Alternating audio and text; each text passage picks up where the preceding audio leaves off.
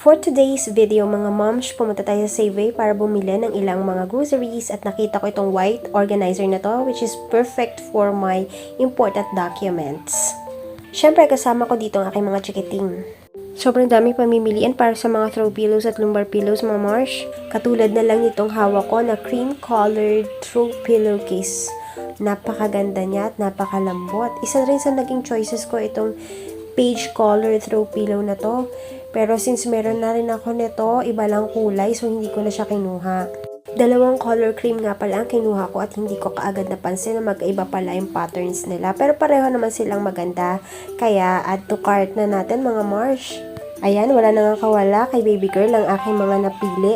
Sobrang ganda din ito mga Marsh. Checkered siya or gingham pattern na punda. Kaya lang meron siyang purple trim sa baba. Hindi ko siya masyadong bet kasi hindi siya swak sa aesthetic vibe ng bahay